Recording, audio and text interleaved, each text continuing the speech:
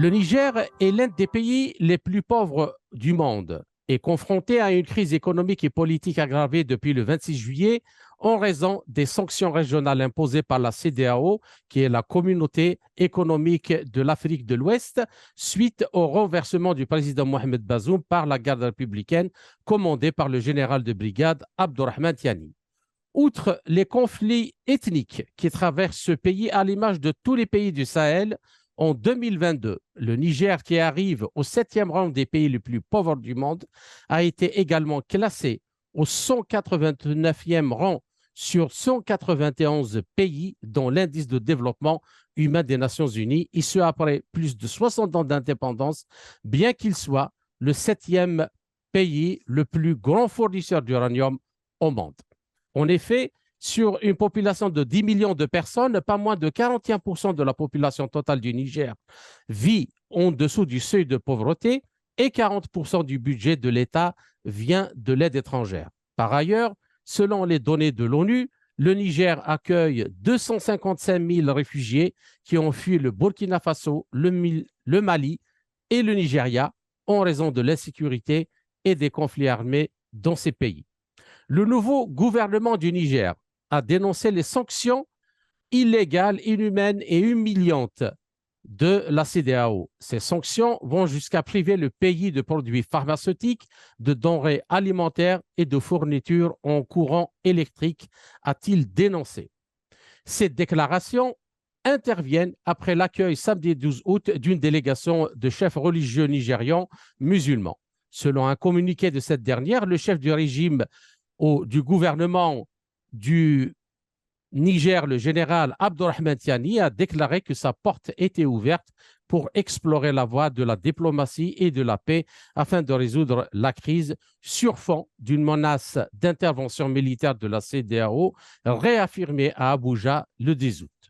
Alors, pour discuter des probables évolutions de cette situation sur les plans national, régional et international, j'ai le plaisir de recevoir depuis Alger le docteur Abdelkader Soufi, enseignant-chercheur en géopolitique et politique de défense à l'Université de Blida 2.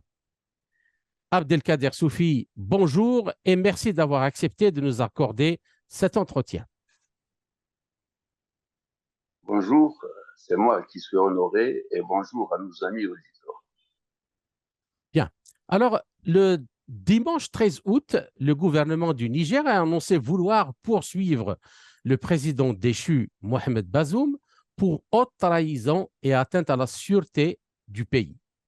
Le gouvernement, je cite, nigérien, réunit les preuves pour poursuivre devant les instances nationales et internationales compétentes le président déchu et ses complices locaux et étrangers, a déclaré le colonel-major Amadou Abdourahmane dans un communiqué lu à la télévision.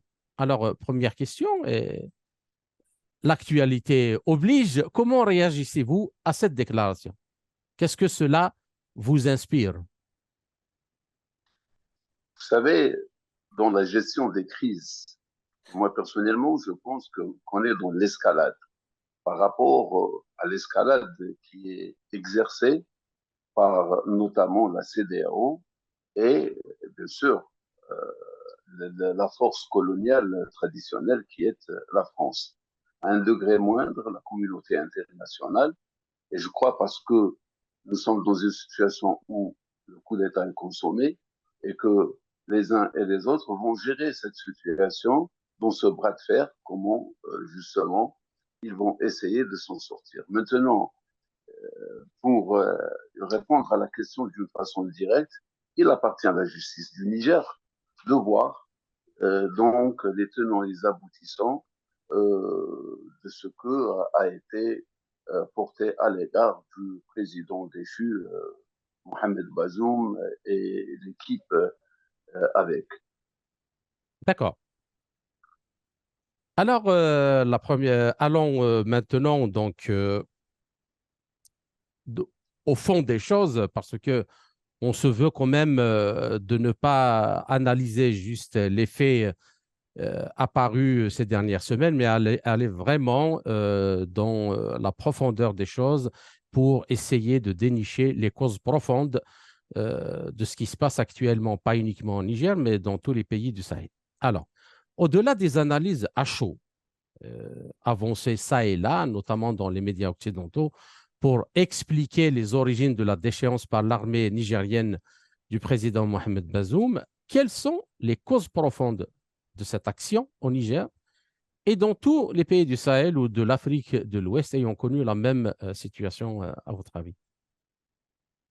Moi, je crois que pour faire une excellente analyse, il faut faire parler donc le terrain. Et pour ce faire, il ne faut pas aller avec le dos de la cuillère.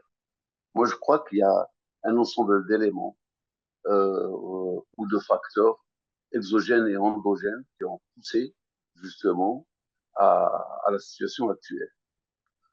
D'abord, je pourrais dire les facteurs exogènes, c'est la réussite de l'entreprise au Mali, au Burkina Faso, en Guinée, donc de se défaire de ce poids des accords coloniaux, surtout, et non pas le renversement du pouvoir. Là, il s'agit d'une autre lecture parce qu'il faut voir la chose selon la spécificité locale et non pas selon les yeux occidentaux. Mhm. Et là, c'est parce que de tout temps, l'histoire nous a été dictée par l'Occident et quelque part, c'est comme si on parlait à un enfant ce qu'il doit faire ou ce qu'il ne doit pas faire. Aussi, la réussite au Rwanda et en Centrafrique de s'éloigner justement euh, de la force coloniale, mais surtout ce bond économique et cette santé sécuritaire qui ne font que consolider l'action à venir, donc celui de M. Tchali et son équipe. Alors, les facteurs endogènes, on pourra en tirer, en parler. Donc, j'oublie donc aussi dans les facteurs exogènes, la solidarité de la Guinée, du Mali et du Burkina Faso à ne faire que corps commun contre toute éventualité d'intervention extérieure. Ça, c'est important. Un dernier facteur qui est l'opposition totale des pays voisins donc, du terrain, notamment le Tchad, la Libye et surtout l'Algérie qui pèse de tout son poids et qui n'accepte pas et n'accepterait jamais qu'il y ait une intervention militaire ou quoi que ce soit au Niger et qui prend justement la voie de la sagesse et la voie du dialogue, sachant que l'Algérie est forte d'une armée de plus de 600 000 soldats et plus de 500 000 réservistes, quelque chose de plus de 1 100 000. Et vous savez et, aussi bien que moi que la force de frappe de l'Algérie, donc militaire, est telle qu'elle est dissuasive. Et cependant, elle n'usera jamais des moyens musclés pour régler un problème auquel elle croit que la solution est pacifique. On sait quand est-ce que ça commence une guerre, on ne sait jamais quand est-ce qu'il finit. Absolument. Les facteurs, C'est les comme le feu. facteurs endogènes, C'est comme le feu. On sait où il commence, mais on ne sait jamais où il se termine. exactement. Les facteurs endogènes, par contre, c'est important là. Donc, le fait que le président déchu Bazoum ait accepté de recevoir les bases de Barkhane sur le territoire nigérien et qui a soulevé l'ire et la colère de toute la population, je crois que ça a commencé à créer une discorde prononcée entre l'armée et le président. Ensuite, le fait de démettre le ministre de la Défense de ses fonctions, il y a un mois de cela, et selon donc des dires proches du centre de pouvoir et de prise de décision, il s'agirait de la volonté du président déchu, Mohamed Bazoum, de remettre en liberté des terroristes et surtout des éléments de la DGSE, donc des services secrets français. Et cela a été contre l'avis de la garde républicaine, ce qui a poussé donc en dernier lieu à pousser la mise en garde donc et la défection du président. Ensuite, il y a deux facteurs importants, car la garde républicaine n'était pas assez puissante dans son entreprise, car elle était pratiquement seule. Seulement, le, l'accord ou le rapprochement de l'armée de cette initiative. Et surtout, le facteur important, c'est ce soulèvement populaire pour défendre le comité ou le conseil de transition, à défendre à même le corps, car les populations étaient prêtes à se présenter en tant que bouclier humain pour défendre les sites stratégiques et le palais présidentiel. Aujourd'hui, ce qui est sûr, c'est que ce coup d'État est consommé, est totalement consommé, et on ne Quand peut vous pas faire dites, machine Monsieur arrière. Soufi, quand vous dites que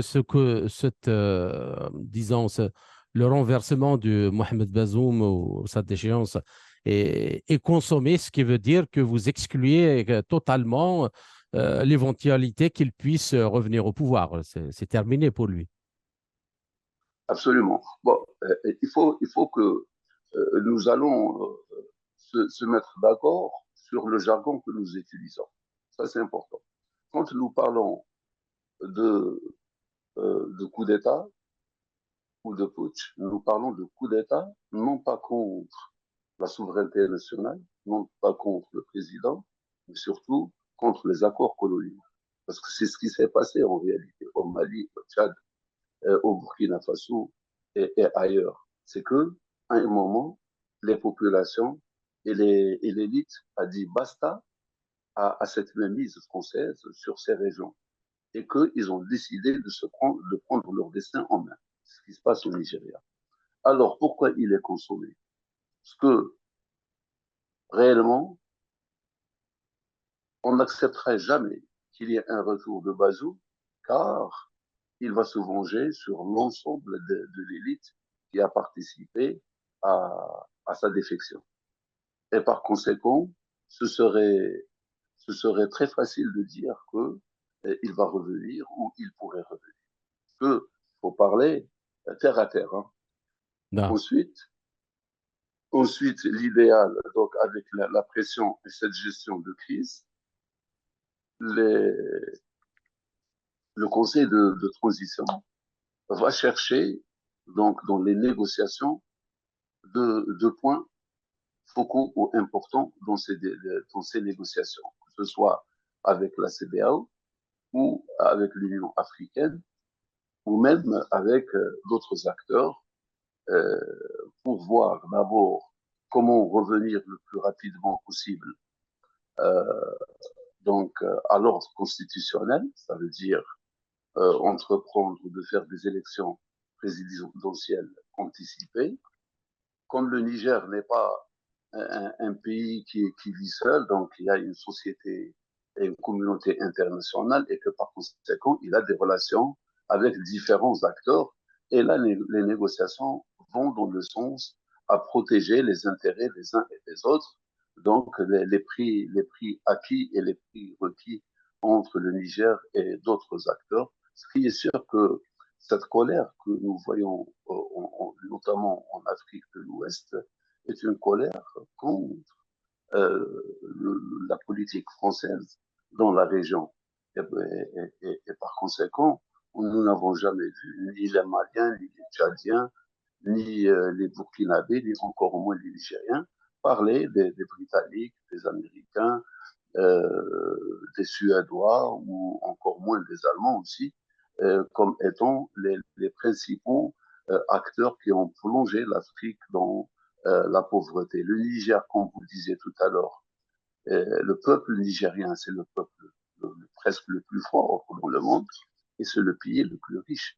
Donc, la société Orano et ses filiales, ex-Arriva, exploite pratiquement toutes les ressources du Niger, qu'elles soient aurifères ou en argent ou en uranium.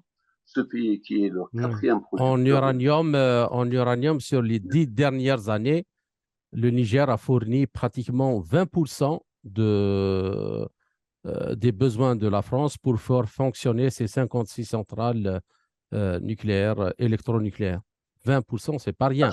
Ce n'est pas tout, mais c'est quand même un cinquième de ce que les centrales nucléaires françaises consomment. Oui, d'accord, mais il n'y a pas que... Parce que là, quand on parle de 20%, nous parlons d'une façon simpliste, hein.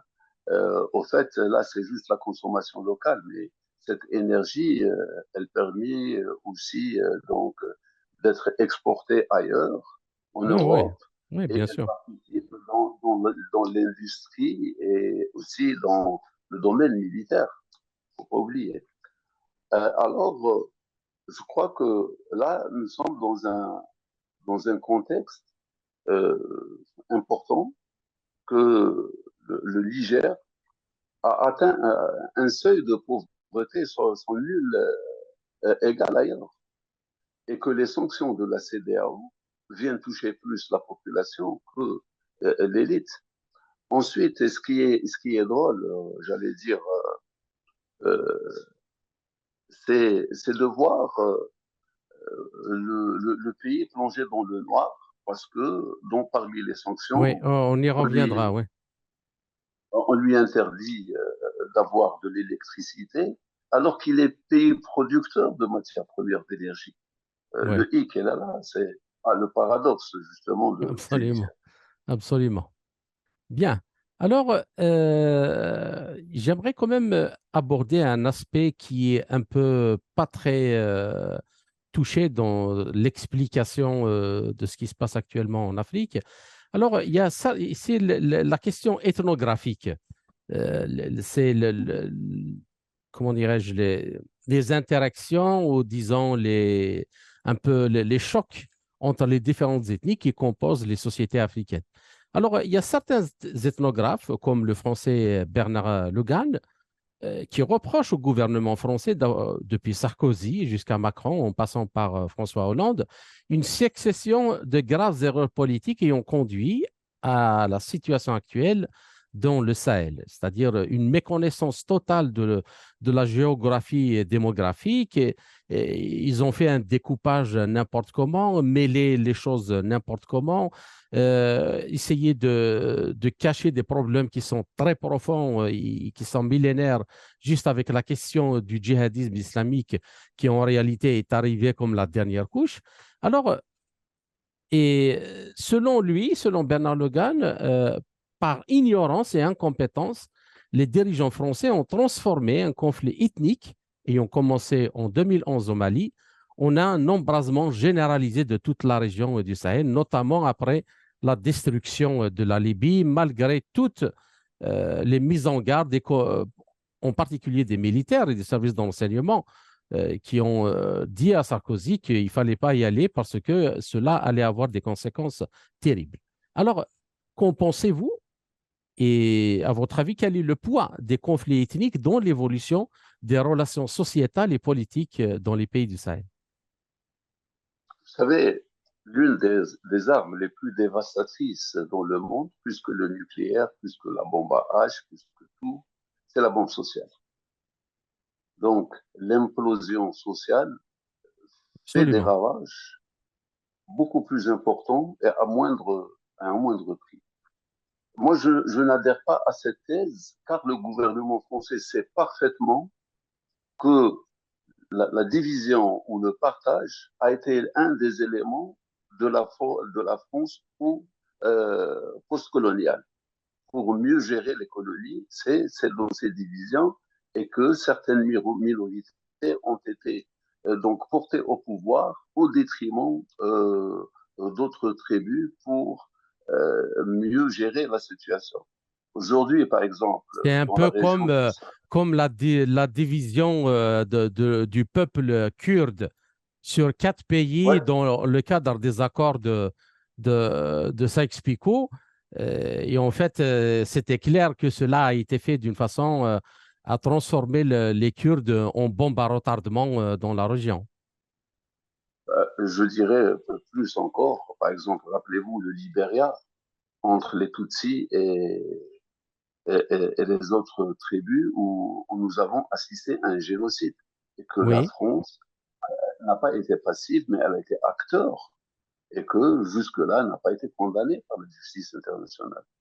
Ensuite, nous savons que dans la région du Sahel-Sahélien, il y a de grandes tribus telles que les Swahilés, les Swahilés, tels que les Bambara, les Hausa. D'ailleurs, le président déchu, Mohamed Bazoum, est issu de la tribu des Hausa, mais même Tiali est issu de cette même tribu qui va au-delà de la frontière du Niger, qui est même au Absolument. Nigeria. Pour dire que le découpage administratif que tous les pays africains ont accepté par sagesse, je dirais, pour éviter toute conflictualité ou retour à un embrasement total, car vous savez que les Africains, au fond, ce ne sont pas des, un peuple, j'allais dire, méchant. Non, bien au contraire. Les Africains sont des gens très gentils, très corrects et très sages, et qui sont guidés justement par cette sagesse. Et c'est comme si on voulait dire que l'Afrique n'a existé qu'à partir du colonialisme occidental, alors que bien avant, il y avait des empires, il y avait du savoir, il y avait de la sagesse. Les plus anciennes et les plus grandes universités au monde étaient en Afrique.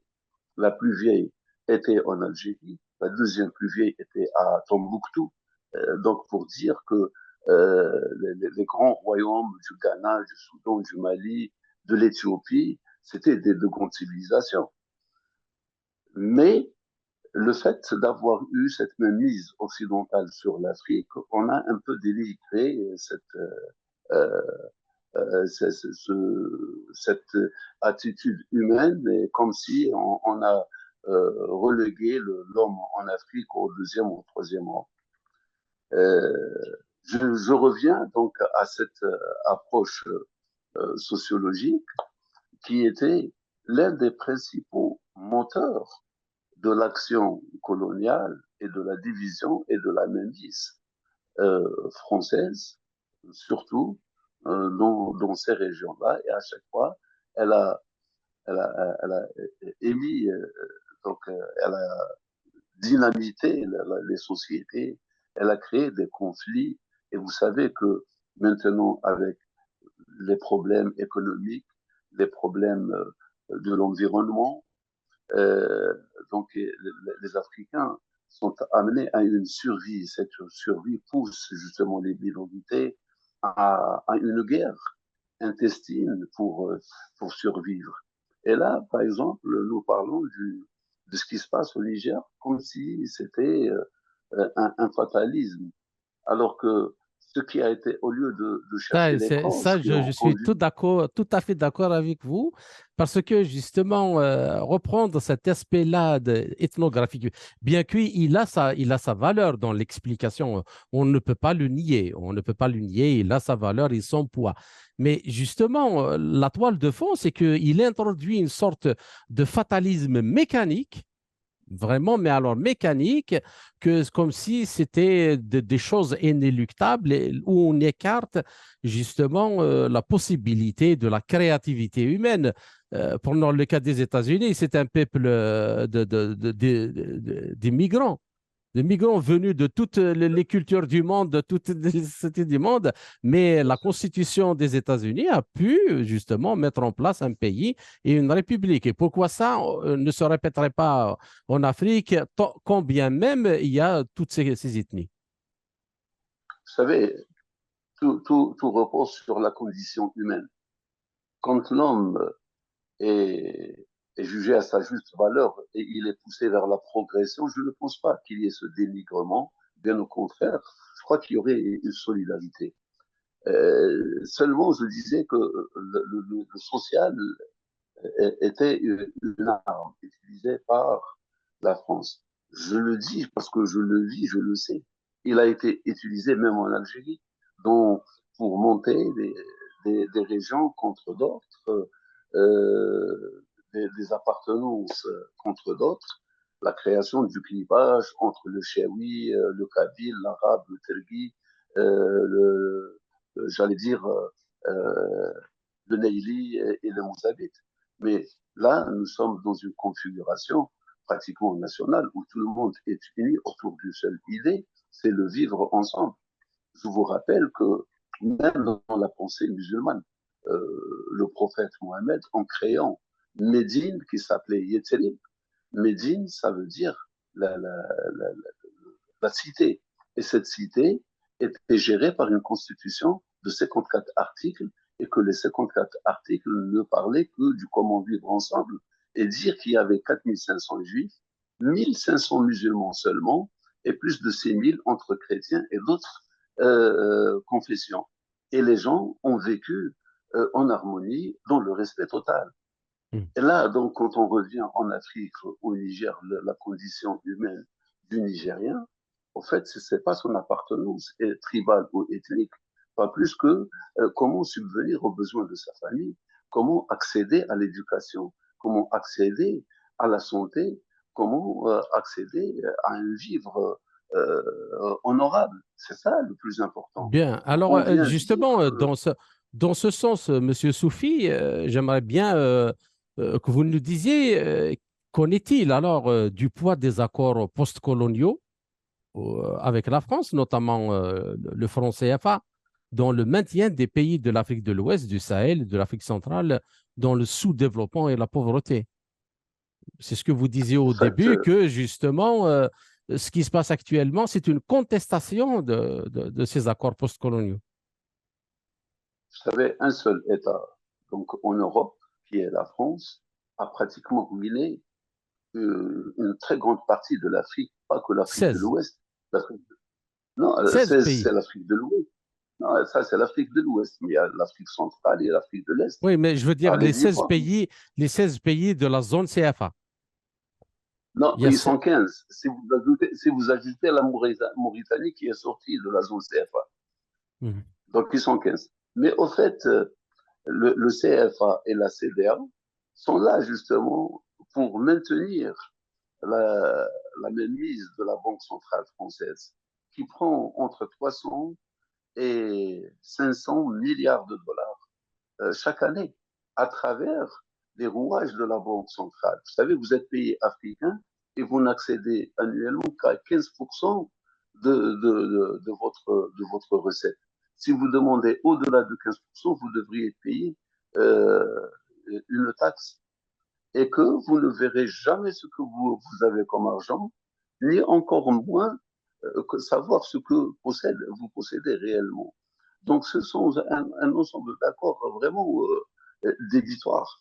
Euh, mais là, les Africains, la montée justement de la diaspora, la montée de la conscience du panafricanisme, aussi l'accès au savoir, ça et là en Afrique, a éveillé les consciences et a permis de se démarquer, vouloir se libérer de ce colonialisme économique, car depuis 56, depuis 45, pratiquement, Charles de Gaulle j'allais dire, a entrepris d'une façon, on va dire, d'un visionnaire pour la France, pour ne pas sombrer dans l'anonymat, pour ne pas être faible, comment garder la mise sur les colonies. Et à chaque fois qu'ils ont donné, il y a eu une indépendance, il y a eu en contrepartie des accords coloniaux. Vous savez que le seul État qui est resté, donc, qui a fait réellement la guerre à, à la France, c'est bien l'Algérie, parce qu'on voulait coûte que coûte garder l'Algérie. On savait très bien que maintenir l'Algérie à genoux, c'était maintenir la porte ouverte vers l'Afrique et maintenir l'Afrique aussi à genoux.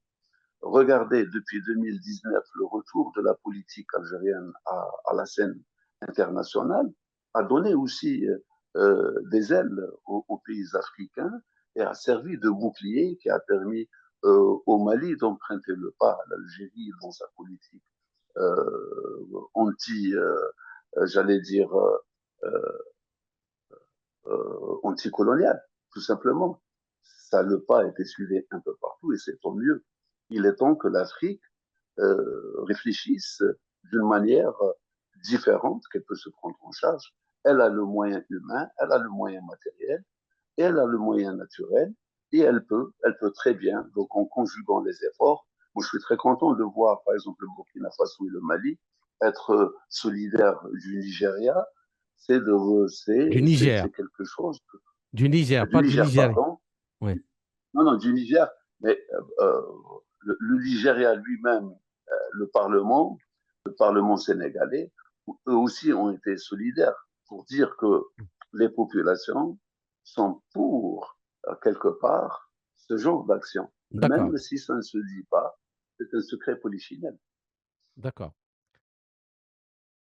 J'aimerais bien vous demander comment expliquez-vous le non-alignement de l'Allemagne et de l'Italie sur la position de la France et de l'Union européenne, si on peut dire, quant à la résolution de la crise en Niger, malgré les sanctions qui ont absolument aggravé la situation, en plus de celle de la situation imposée par la CEDEAO. Vous savez, c'est un peu complexe parce que là, nous sommes dans une nouvelle perspective dans les relations internationales où chacun pour soi et que l'Union européenne ne paye pas de mine cette action car là, justement, en ce qui concerne son action dans les anciennes colonies, ne partage pas. Et on ne peut pas voir pourquoi les Allemands ou les Britanniques ou autres, donc pays européens, vont suivre. Je crois que chacun a un intérêt caché quelque part, que ce soit avec le Niger ou avec d'autres pays africains. Et c'est pourquoi je ne vois pas pourquoi ils vont suivre, car ce n'est pas de leurs intérêts, il n'y a pas de cadeau. Rappelez-vous que durant la Covid-19, l'Italie s'est retrouvée toute seule, faisant face donc à la Covid, et même l'Union européenne l'a laissé tomber, l'a lâché. Ni la France ni l'Allemagne n'ont été au secours des Italiens. Pour dire que nous sommes dans des relations internationales chaotiques et que chacun pour soi en réalité. Parlons un peu plus concret. Alors, les États-Unis possèdent actuellement 1500 soldats. Ils ont 1500 soldats sur les 6500 que compte le déploiement américain en Afrique, sont stationnés au Niger sur deux bases, dont l'une constitue la plaque tournante régionale pour les missions de drones, de surveillance. Et la France maintient 1100 soldats dans le pays, l'Italie 300 et l'Allemagne environ 100. Bien, alors la situation qui n'est pas à être détachée, ne peut pas être détachée de ce qui s'est passé en Guinée-Conakry, au Mali, au Burkina Faso, et de ce qui peut se passer, on ne sait jamais. Nous ne sommes pas dans les secrets des dieux ou nous n'avons pas de boule de cristal, mais les choses sont aussi instables au Tchad. On ne sait pas comment les choses vont évoluer. Alors, dans ce contexte, lors de sa visite au Niger, Victoria Nuland, euh, donc l'un des poids lourds du département d'État américain qui a repris la gestion du dossier africain, a eu des entretiens avec les représentants du gouvernement nigérien et le compte-rendu du département d'État de cette réunion mentionne deux points essentiels: l'assurance pour les USA, dont essentiellement l'assurance pour les USA de garder leur base militaire intacte et sans danger. Et donc, dans ce compte rendu, on voit qu'il y a une précision importante qui est à aucun moment, comme vous le disiez dans la première partie, il n'est question de réinstaller dans ses fonctions le président démocratiquement élu, Mohamed Bazoum, selon la formule désormais consacrée. Alors, comment analysez-vous cette situation? Comment elle pourrait évoluer du moment que l'Allemagne et l'Italie n'ont forcément pas encore envie de garder leurs soldats dans la région? Et pourquoi, à votre avis, cette mollesse de la position américaine à l'égard de ce qui se passe au Niger? En fait, c'est un peu plus complexe, mais quand même, je vais vous dire. D'abord, en ce qui concerne le Niger, Oui, donc le pouvoir en place, et donc il a commencé par gérer les affaires courantes en nommant un gouvernement de transition et que, en contrepartie, il envoie des émissaires, il reçoit des émissaires avec ses différents partenaires, comme je disais, et garantir les intérêts des uns et des autres, qui sont des engagements de l'État du Niger avec ses homologues partenaires, notamment, comme vous le disiez, les États-Unis d'Amérique. Rappelez-vous, quand il y a eu le renversement de la vapeur au Mali, euh, les Américains se sont abstenus de fournir l'aide logistique et l'aide du renseignement aux forces Barkhane en France. C'est-à-dire qu'il y avait un divorce prononcé, euh, plus à dire que les Américains ne comptaient plus sur la sous-traitance française et comptaient donc prendre les choses en main. Et là, ça s'explique quelque part une guerre qui ne dit pas son nom, car la France, même en sous-traitant la superpuissance internationale, pour la superpuissance internationale, n'a pas été dans sa politique, on va dire, dans le politiquement correct avec les Américains, et cela a déclenché une guerre à terme entre les deux États, même si elle ne dit pas son nom. D'ailleurs, je crois que nous avons parlé dans les coulisses de l'importance de la politique française en Asie et Pacifique. Les guerres d'intérêt sont là. Les Américains, dans leur politique, ils le disent. Ils n'ont pas d'amis, ils n'ont pas d'ennemis. Il n'y a que des intérêts. Donc, ils marchandent avec tout le monde. Demain, ils ont une possibilité de marchander ou de travailler, de faire affaire avec le Niger, le nouveau Niger, ils le feront, ils n'ont pas de problème. Ils n'ont aucun problème. Ça, c'est la politique sur laquelle repose la philosophie américaine. Et par conséquent, si les Français dérangent, et s'ils dérogent à la règle, ben, ils vont les évincer. Et ils ne vont pas les aider. Et ils s'en foutent éperdument. Là, il ne s'agit pas de l'intérêt américain. L'intérêt américain est géré par les Américains.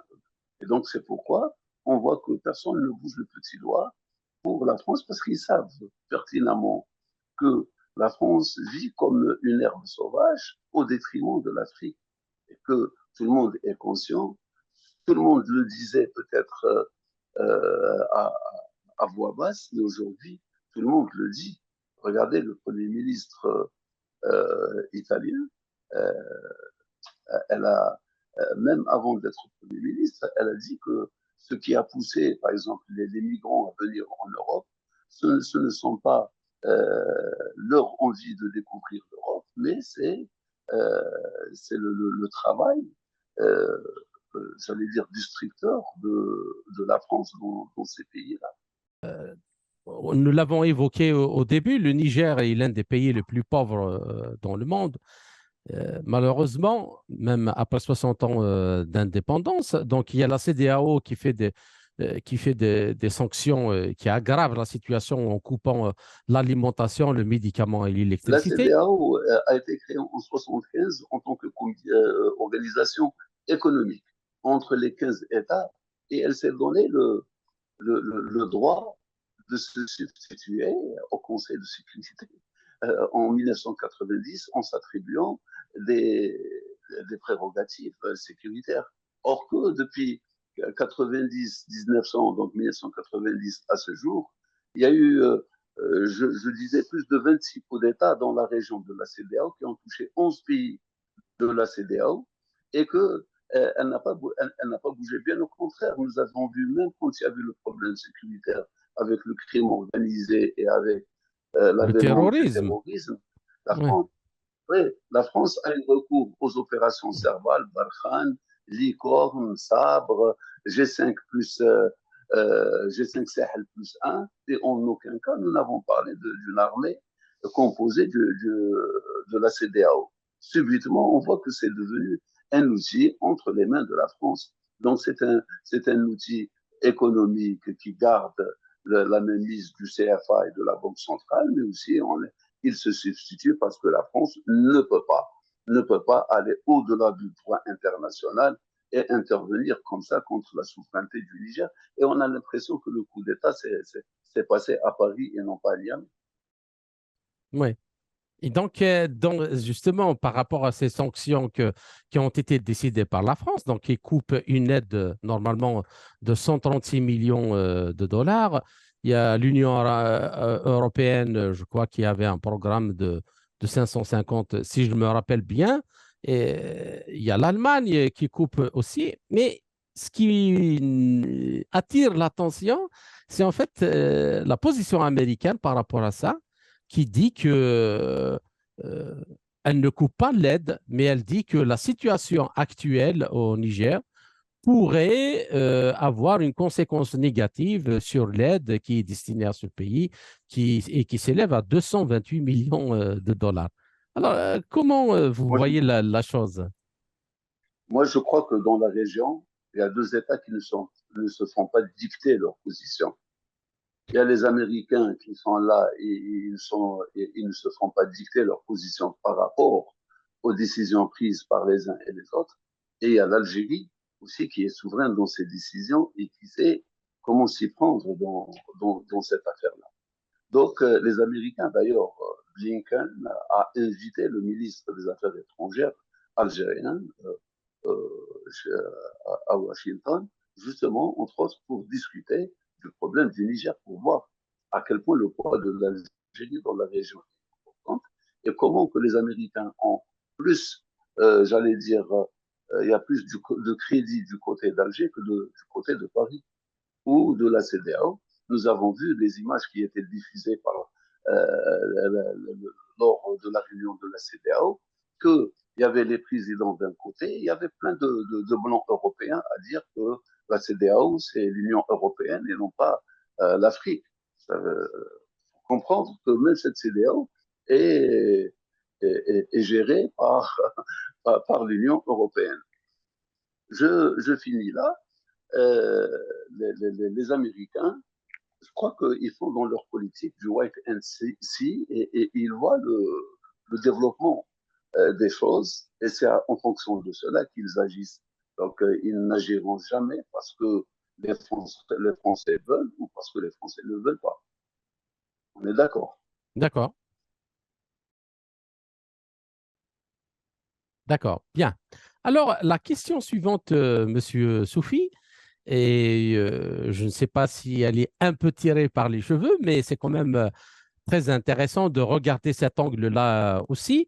C'est qu'il y a eu le sommet de l'OTAN qui s'est tenu au début mois de juillet à Vilnius en Lituanie. Il y a fait quelques semaines. Ouais, Alors, dans ce sommet de l'OTAN, en plus des questions de budget, de sécurité, de l'alliance, de ce qui se passe en Ukraine et ainsi de suite, il y a eu un axe qui a été introduit qui est extrêmement important en termes de redéploiement de la politique de l'OTAN dans une région qui sort complètement de sa zone de compétence. Parce que comme son nom l'indique, c'est l'Alliance nord-atlantique.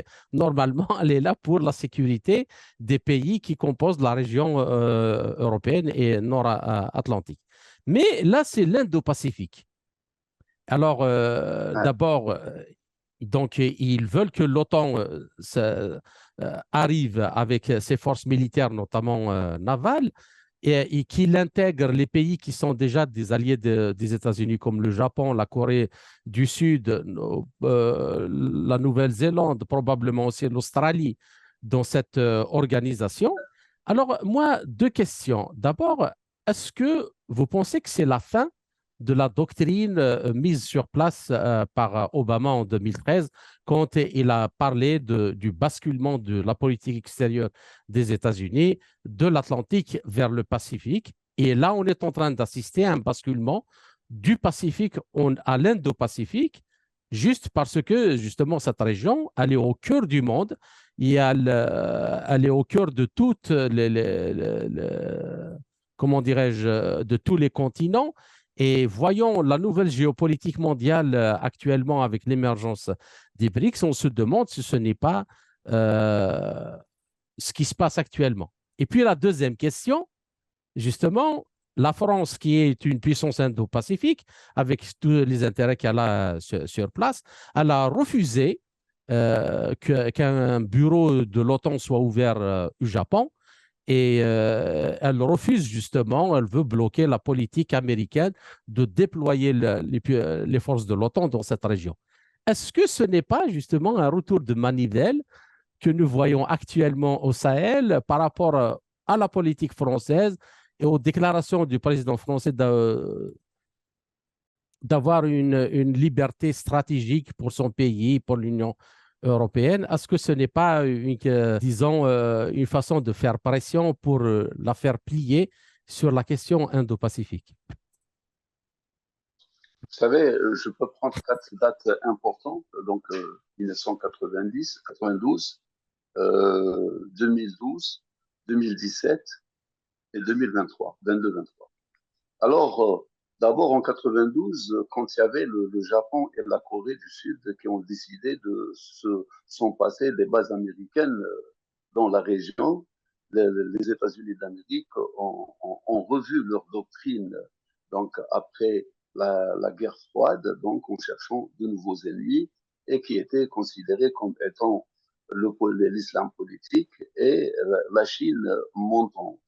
Et là, cette doctrine est allée contre, comme il disait, le communisme qui était en Asie, notamment euh, la Corée du Nord et la Chine qui restait une menace dans la région de la mer de Chine et surtout contre le Japon et la Corée et les États-Unis. Ensuite, donc, Obama est venu avec une nouvelle approche qui a été euh, énoncée par Hillary Clinton en 2012 et c'était le pivot, la stratégie du pivot américain en Asie-Pacifique en réponse à, au rêve chinois, donc à la stratégie AD-A2 chinoise et le projet de la ceinture et de la route.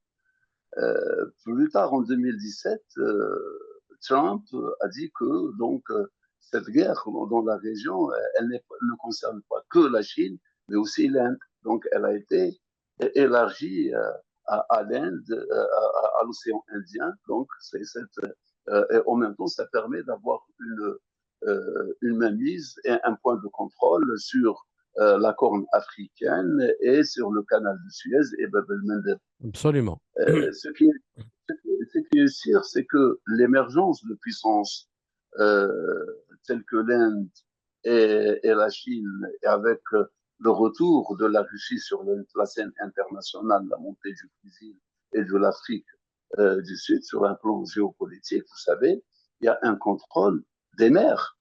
Et le contrôle des mers, ça a toujours été la politique américaine, ce qu'on appelle le containment du globe terrestre à travers les sept flottes. Et là, nous avons les pays émergents qui sont en train de faire un contre-containment, mais plus à dominer des points importants un peu partout à travers le globe. Le Brésil dans le Pacifique, c'est la pointe entre l'Atlantique, la pointe entre l'Indien et l'Indien et l'Atlantique, l'Afrique du Sud, et vous avez aussi la Chine euh, qui est dans le Pacifique, l'Inde dans l'Indien, et vous avez la Russie qui est sur le pôle Nord, sur la Manche, sur le Pacifique, sur la mer Noire. Ça veut dire que quelque part, toutes les mers sont contrôlées par le groupe des BRICS. Et cela représente une menace réelle à l'hégémonie américaine qui a essayé de se projeter à travers ce rebalancement ou le travail des équilibres 40-60 au profit de cette région-là. Les Français ont vu que le rebalancement menaçait les intérêts français dans la région euh, de prédilection, de Indo-Pacifique. domination de l'Indo-Pacifique où la France a beaucoup d'intérêts et qui se voit voler justement ses intérêts au profit de la politique américaine qui essaie d'avoir des relations avec l'ASEAN, donc la communauté de l'ASEAN, en plus du Canada, de l'Australie, de la Nouvelle-Zélande, du Chili et autres. Donc, cette mainmise américaine élargie aux intérêts français a été très mal vu à Paris, et nous, d'ailleurs, nous avons vu Paris s'est opposé à ce projet d'élargissement de l'OTAN, car rappelez-vous, les dernières déclarations de l'OTAN sont graves, parce que aujourd'hui, on parle de territoire de l'OTAN. Voilà, quand on Ouais, parle de ouais. territoire, c'est comme si on parle de population, de territoire et de souveraineté, comme si l'OTAN était une nation. Ensuite, donc, le, la visite du président français Macron en Chine, et, au retour avec de nouvelles déclarations qui s'opposaient carrément à cette politique américaine et de l'OTAN, et même où il décriait la politique américaine concernant euh, l'Ukraine, et il s'est même invité au BRICS, à la réunion du BRICS. D'ailleurs, on n'a pas voulu qu'il soit présent, mais pour dire qu'il y a cette géométrie variable menaçante de Paris vis-à-vis de Washington. Et là, en définitive, nous assistons à une guerre dans la guerre qui ne dit pas son nom. Mais est-ce que justement cette confrontation dans l'Indo-Pacifique n'est pas un peu la trame de fond ou qui donne le reflet de ce qui se passe au-delà, bien sûr, hein, toute mesure gardée, au-delà des conditions locales qui ont généré le coup le renversement du président Bazoum au Niger, mais aussi dans tout le Sahel, c'est-à-dire il y a quand même une confrontation entre les intérêts américains et français. Est-ce que ce n'est pas un peu disons, la trame de tout ça sans vouloir sombrer dans le conspirationnisme, comme on dit. Mais essayons d'analyser Moi, je ne, moi, froidement. je, d'accord. Moi, je ne dis pas ça. Vous savez, dans les relations internationales, tout est possible. Donc, on prend tous les scénarios possibles et imaginaires. Donc, est-ce que les Américains n'ont pas été derrière aussi ce renversement au Niger au détriment des Français? Ah, soyons sérieux. Je crois qu'il y a une guerre aussi d'intérêt. Nous avons dit que les, les, ne serait-ce que de mon point de vue, je pense que les Américains ne veulent plus de la France dans la région, ne serait-ce que de cette manière, avec cette mainmise sur l'Afrique, sachant que l'Afrique montante, c'est une population de 1,5 milliard d'habitants, ça veut dire c'est la troisième, elle fait partie des Non, mais trois c'est grandes que moi, puissances. ce que je voulais dire, c'est pas parce que je suis sûr que ce sont les Nigériens eux-mêmes qui ont pris leur destin en main, c'est une certitude.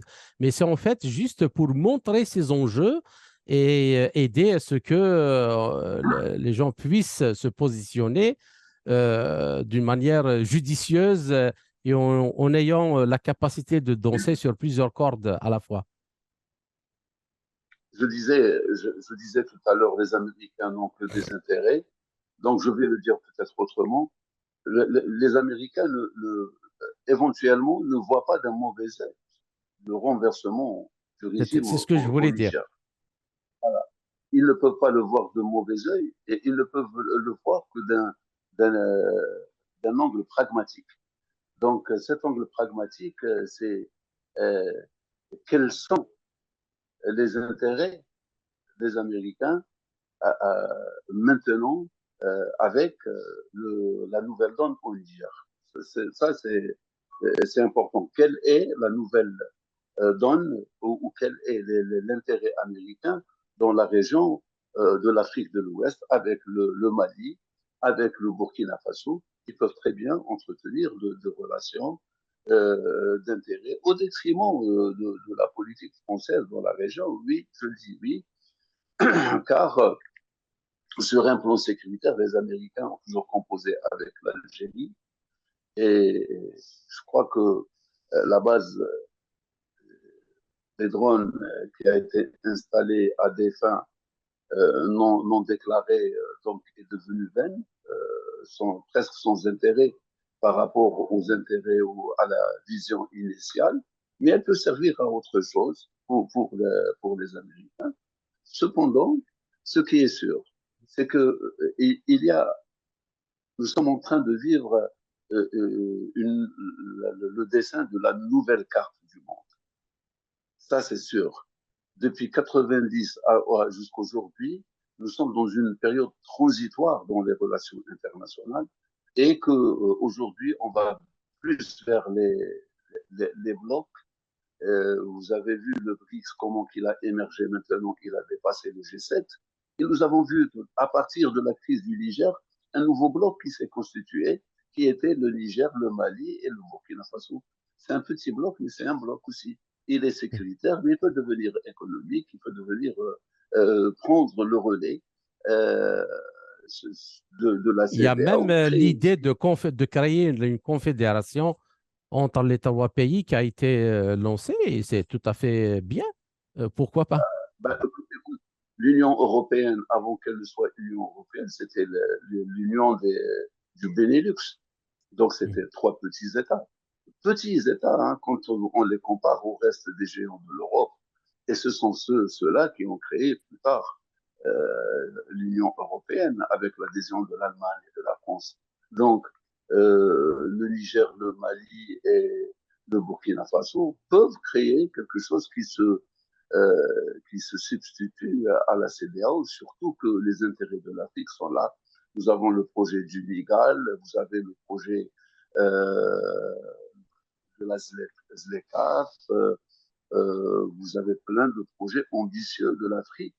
Vous avez la dorsale algérienne ou la dorsale africaine, donc cette pénétrante qui va toucher tous les pays de l'Afrique de l'Ouest et elle va au-delà de cela qui permet une jonction des moyens de transport entre le sud de l'Afrique et le nord de l'Afrique et créer justement une dynamique tout à fait nouvelle qui donnerait à l'Afrique une nouvelle position centrale au monde avec toutes les richesses qu'elle possède et Bien. avec justement ces nouveaux partenariats avec de puissances émergentes telles que l'Inde, telles que la Chine, la Malaisie, la Russie, le Japon, l'Allemagne, donc autant avec des pays aussi africains tels que l'Afrique du Sud, l'Algérie, le Nigeria, l'Éthiopie, autant d'acteurs qui peuvent donner une nouvelle dynamique en Afrique, loin de cette politique qui n'a fait que trop durer en Afrique. Bien, alors une dernière question, Monsieur Soufi. Est-ce que vous voyez, est-ce qu'il est possible de résoudre cette crise-là avec l'aide des pays frontaliers du Niger ou du Mali et tout, où il y a eu une situation similaire, sans qu'il y ait d'intervention étrangère qui pourrait déstabiliser encore plus la région? Et comment vous voyez peut-être une ébauche d'une solution? La solution, il y a toujours une solution. Et le seul peut-être scénario catastrophe, c'est de voir les Français déclencher des actions terroristes, comme ça a été dit récemment, où les bases françaises ont libéré certains terroristes qui ont participé dans l'action qui a emmené l'assassinat de 5 soldats nigérians et abattre 10 terroristes. Ce qui est sûr que c'est une arme qui est utilisée. Le scénario, c'est de voir le, le, l'inconscience de la CEDEAO intervenir dans la région et embraser tout. Mais la solution, elle est là, elle est politique. Je crois qu'il y a un acteur principal qui peut jouer ce rôle, c'est l'Algérie, parce que cela concerne l'Algérie plus que tout autre pays, pour sa stabilité et pour le développement. Il y aura aussi d'autres acteurs importants, exogènes, qui ont intérêt à ce que cela soit et reste clean, que la sécurité se maintienne. Notamment, nous parlions tout à l'heure des Américains, mais il y a aussi d'autres acteurs qui ont intérêt à jouer, à aider à ce qu'il y ait des solutions pacifiques. Je pense à la Chine, je pense à la Russie, je pense à la Grande-Bretagne, qui sont membres du Conseil de sécurité et qui peuvent jouer un rôle pour justement aider à aller vers une solution pacifique qui arrangerait tout le monde et qui éviterait un bain de sang, euh, j'allais dire, qui ne finira jamais. mais sans oublier les questions de développement, bien sûr, parce que Mais, sans développement, il ne peut pas y mais, avoir de paix. justement, j'ai dit que les solutions, elles sont là. D'abord, trouver une solution pacifique. Nous avons toujours dit que le problème de l'Afrique, ça a été le développement, le problème du Niger. Orano prend l'équivalent de 22 milliards de dollars chaque année à elle seule du Niger, alors que tout le budget du Niger ne dépasse pas les 2 milliards. Et que ces aides qui viennent là, c'est des petits sous comparativement à ce que prend Orano. Si le Niger pouvait prendre les 22 milliards, ne serait-ce que la moitié des 22 milliards, 11 milliards seulement, on aurait vu un autre Niger. Le Niger a besoin de développement. Il y a le delta du Niger. Je pense que le projet du Nigal est ambitieux car il permet donc la création de routes, la dorsale africaine, le transfert du gaz du Nigeria via le Niger, où nous pourrons voir des stations intermédiaires de ravitaillement, aussi des stations nucléaires plutôt électriques, qui permettent le transfert des eaux du delta du Niger dans des régions arides, qui permettent la stabilité des populations, le développement, et cela permettrait peut-être un meilleur essor pour les Nigériens.